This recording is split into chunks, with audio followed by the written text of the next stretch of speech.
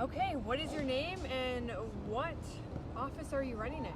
My name's Olney TUGWELL, and I'm running for mayor of Edmonton in this upcoming municipal elections. And why are you running? I'm running because I want to stabilize Edmonton. Our city council has mismanaged the budget, as we're all aware. And I live here, I've grown up here, I've graduated from high school, university, got my master's here while working, building my career here. I have friends and families, their children now. A lot of them have graduated or are in the process of graduating secondary education, and they're also starting families.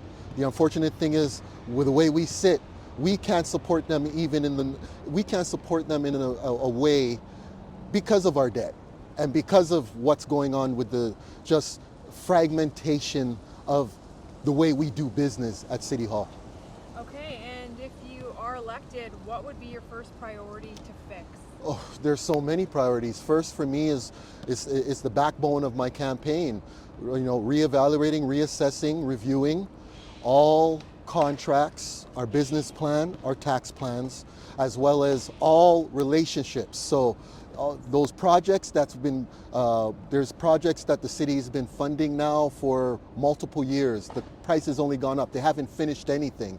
They seem to be able to start things, but they can't finish things. We need to know where the numbers are at. I'm tired of going online and is this legit?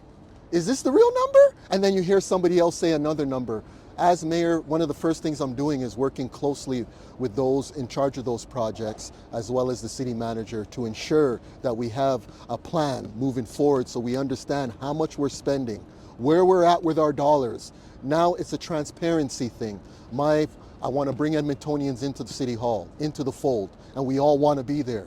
So I'll be doing weekly pressers as well, informing you, me, all of the public of what's going on. What did we discuss in regards to this proposal, in regards to this relationship? Oh yeah, I'm excited to tell them all the auditing and all the numbers, because people need to know we're mismanaging money. It's not that we don't have it, it's that we're mismanaging it.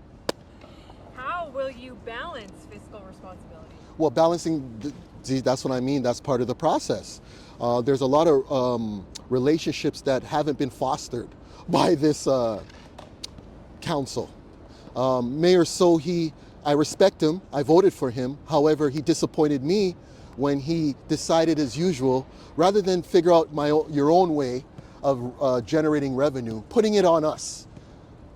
He apologized on the way out. Oh, I'm sorry for increasing the taxes, but it's something I had to do. No, it wasn't. When you do your due diligence and you're motivated and you want to look for alternatives, we can find the alternatives. There's projects right now. I was reading through our homeless plan, printed off of the city of Edmonton.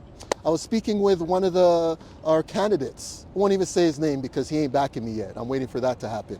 But he was telling me they had a consultation group who put that package together. How much do you think that package costs? I'm asking you, guess. I'm not sure. $600 million.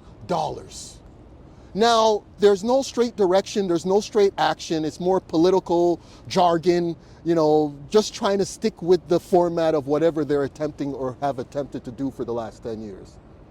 I don't even think they read it. Because if you read it, you'll see this is not much of a homeless plan, right? So I think it's important for, everybody to be held at the same accountability.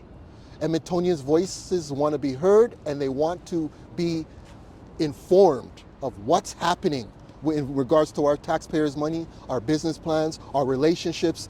With me, transparency and governance, another pillar of my platform. That's what I'm about. I'm of the people. Okay. I'm not of the system. Construction and long timelines definitely frustrate Edmontonians. What would you change about how Edmonton plans and delivers these projects? See, the mayor can't change, but I can motivate and inspire and listen to what these project managers, what middle management is saying. Obviously, you want to speak to the executive branch, but I'm an engaging leader.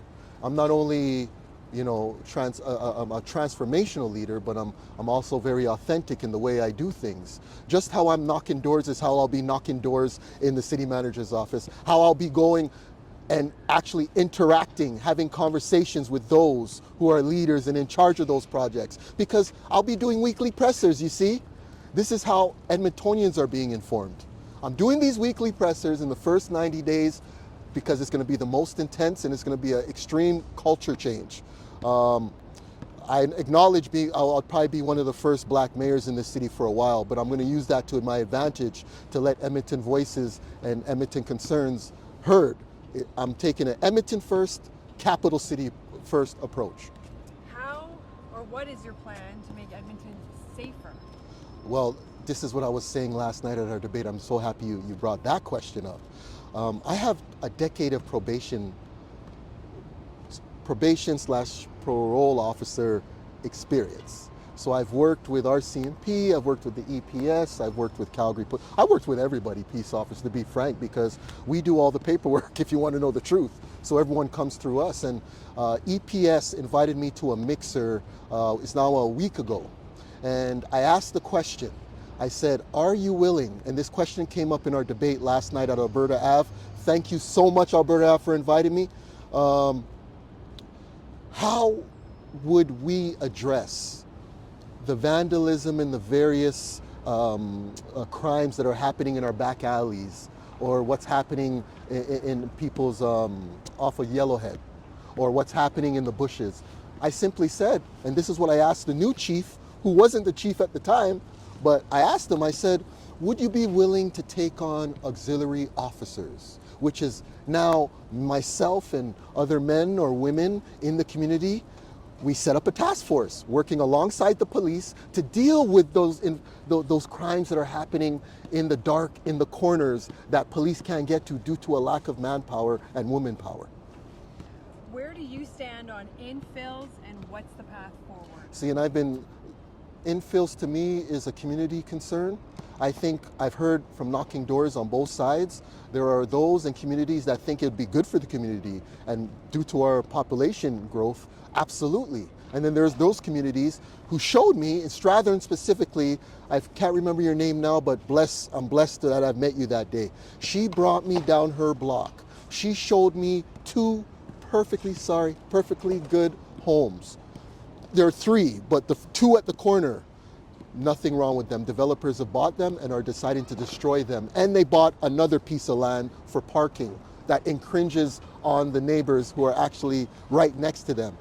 She said that neighborhood, she doesn't believe you need those size houses. And I agree with her based off of walking the neighborhood and knocking doors. So there are those communities in Edmonton who want to keep their authenticity and their uniqueness. And in order for us to do that, we have to listen to Edmontonians. So called consultations. Part of me bringing having these weekly press conferences out of City Hall, which is underutilized. I'm not just going to go there and be pretty, oh, we did this today. No, this is where I plan on developing an app. This app intentions are to get all Edmontonians, all 1.1, there's more than that, but 1.1 million of us to get onto this app, even if it's at a minimum 300,000. These are the questions I want to put. Okay, so this is the question for the day. I'm going to obviously present it to Edmontonians. They're going to have an opportunity for that 48 or 24-hour period. This isn't happening the day before. We're staying ahead of the ball with me and at least 10 days ahead, because we have time for these votes. They don't just happen. You know what I mean? And the city council acts like, oh, we're under so much pressure. No, they're just lazy, comfortable, and a little jaded. And when you're doing jobs like this for extended periods of time, and they all learned on the job, by the way, because I voted, I'm ashamed that I did, but I voted for a couple of them. They learned on the job. They were first-time councilors, and that's the reason why I think we're in the position we're in. They had no formal experience with policy development, implementation, or strategic planning. So what I'm bringing to the table is efficiency, voice of the people, and young energy. What do you think about the city's relationship with the province, and how do you think it should be? Well, I think, that's another priority on my platform is strengthening our relationship with the provincial government. And I think us always being like broke, going to the government, that's the problem. This is why I want to implement the film and develop the film industry here. We have all the elements. It's a 3-phase process. If I'm elected mayor, in the first phase, establishing our infrastructure, which will start with putting film office in City Hall. Secondly, shoring up the pathways in regards to those industries in our institutions. For example, U of A, Grant McEwen, NATE, ensuring that those students in those programs we're able to support the growth, so that when these movies are coming in, we are using our own students, we're using our own people. And by the way, we already have the elements in Edmonton that currently exist. We're filming movies. It's just that Calgary is benefiting off of that. This is why my plan is, in the first phase, 3 TV shows filmed here in Edmonton, produced here in Edmonton. 3 streaming shows produced and made here in Edmonton, all in-house. Based off of that, at the low end, our revenue would be at $80 million. At the high end, so if we're able to double up, $130 million. Now, what I would do with that money, infrastructure, put it towards our taxes. Our seniors needs help, because I don't intend to charge seniors for transit. That's done with. I think we have to respect our seniors, and I think they work hard. Their mobility is already a struggle based off of aging and other medical needs that they might need. So I'm going to make it free for them, and there's no more of that. What is your, in simple way of saying it, what is your vision for Edmonton? My vision for Edmonton is to bring it to 2050 as Edmonton first, capital city first. Our capital city status has been disrespected left, right, and center. Calgary is not the capital. When bills need to be made, they come to legislative grounds here in the capital city. The way our relationships stand, based off of the lack of engagement from our previous council and mayor, the way we've been handling our Edmontonians' voices in our communities, it's all going to change. I'm taking it Edmonton first, capital city first. We're going to be innovative. We're going to look at alternatives. We're not going to be shy to invest in the smart things, practical things that's going to help, not hinder Edmontonians, but it's going to help Edmontonians. My whole vision is that we continue to work hard, we stabilize our budget, people are able to come work, families are able to afford homes, are homeless.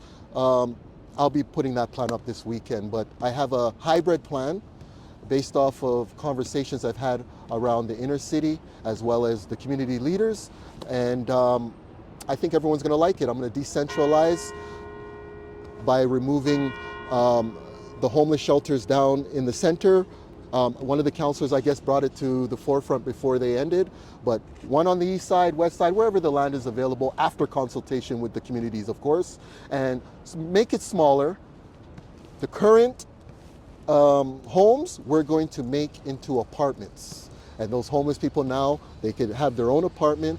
This is studies, this worked in Iceland. That's why they have no homeless problem. I think it can work here because we have a lot of abandoned buildings, not only bringing in up and coming business owners by giving them incentives but also turn them into lofts and living suites so that our homeless has an opportunity to not only deal with their mental health and their addiction, but also transition into stable housing. If elected, what is the one thing you want people to remember you accomplished at the end of your term? For one, created revenue for the first time as far as I've been living here.